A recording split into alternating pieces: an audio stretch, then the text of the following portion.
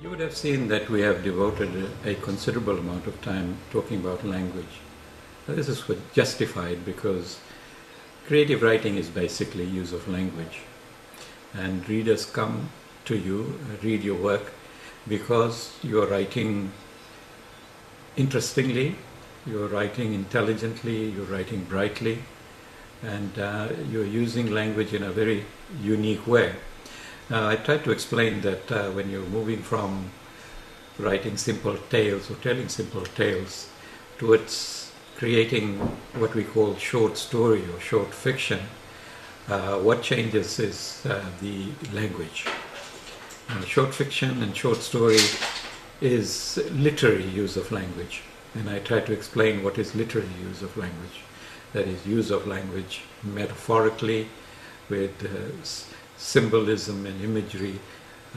You have to go through the previous session to understand fully what we explained as literary language.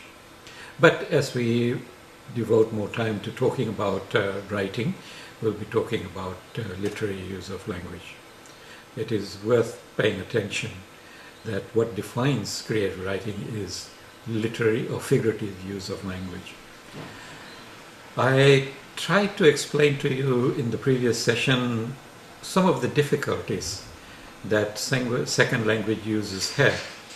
I don't want to overstress that because all writers have certain difficulties. All writers have to struggle. Writing doesn't come naturally. Second language users have a particular kind of problem, and I explained some of the types of difficulties second language users have. At the same time, I do not want to overstress the difficulties. We can take heart from some of the writers who have used language in a very outstanding way, coming from second language situation. The example of Joseph Conrad comes to mind. He has created some outstanding work in a second language, that is English. His works, Lord Jim, Nostromo, they're classic works of English fiction. And I would particularly like to recommend his novella, Heart of Darkness. We can learn a great deal from Joseph Conrad about using English as a second language, and also about writing about our situation, particularly third world or colonial situation. Joseph Conrad was one of the first writers to write intelligently about colonial situation.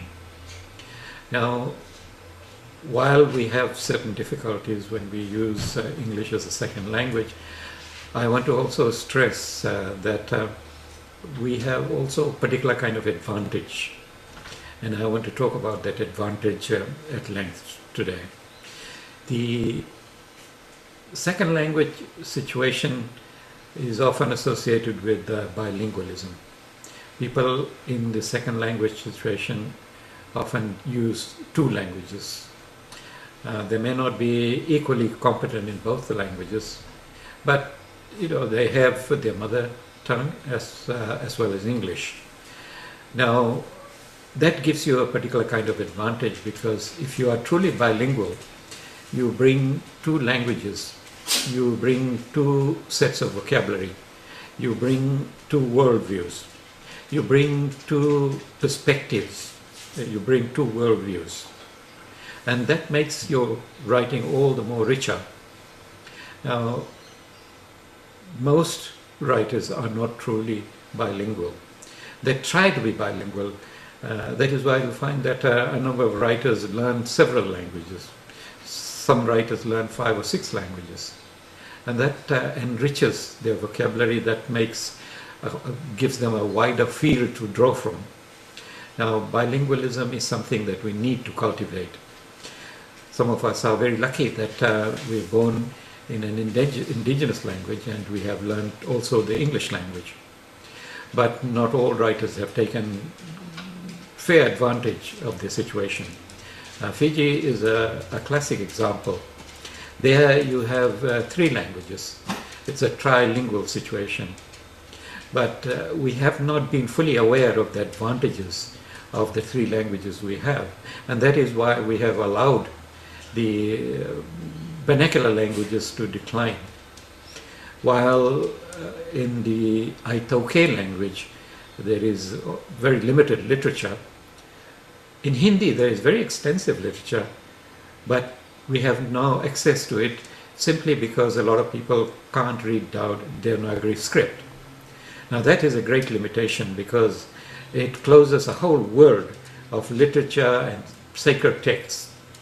It is on us to develop our mother tongue so that we become truly bilingual. And this world which has closed, or beginning to close, we find access to it again. So I would like to suggest that we should develop the right relationship with our mother tongue. We should understand that the basis of learning language is the mother tongue. If you are not good in your mother tongue, you can hardly be expected to be good in the second language. Mother language is the base from which you start. And already in the Fijian situation, we are losing rapidly our command of the mother tongue. We may have a smattering of our vernacular language, but we are not fully bilingual. That is, we do not read and write in the mother tongue as extensively as we should.